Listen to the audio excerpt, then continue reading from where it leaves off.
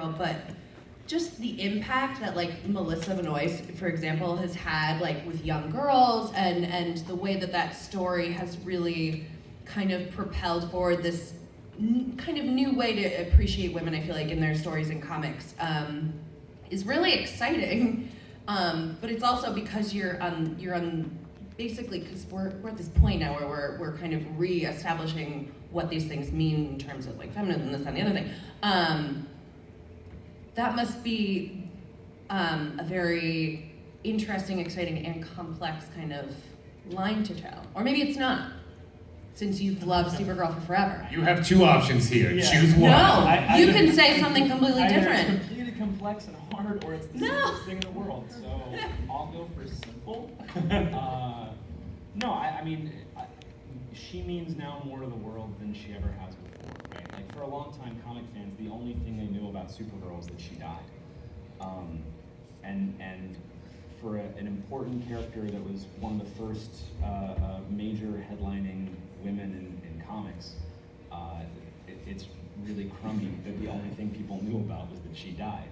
And we're in a different world now, and you know,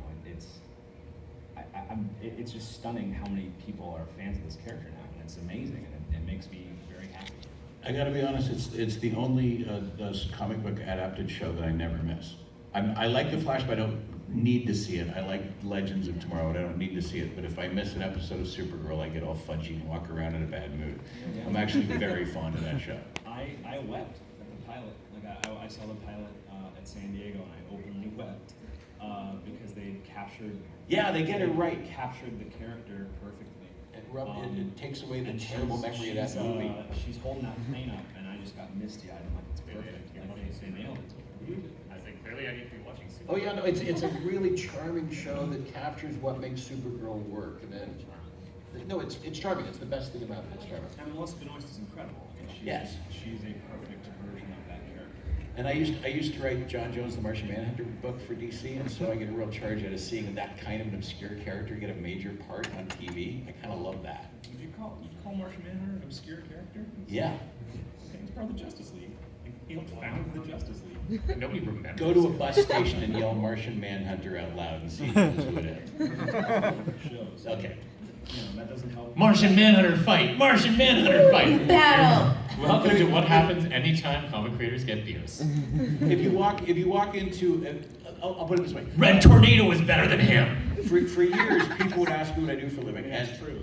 We're gonna get to like a real battle right now. people would ask me what I do for a living, and I say I draw comic books, and they go, "What do you work on?" And if I would say to them, "Oh, I work on The Simpsons," or "I work on Star Trek," everybody goes, "Oh, I know what that is." But if I said I work on The Martian Manhunter, you would absolutely get no recognition factor for that. For years, people would ask what I wrote, and when I was writing Supergirl, like the DCU Supergirl, I'd say Supergirl, and they'd be like, "That's cool. When do you write Batman?" I'm like, "Oh, okay." Right, because there's a hierarchy to it. That's fine, but- And I'm just saying, The Martian Manhunter, as much as we all love him, is lower down.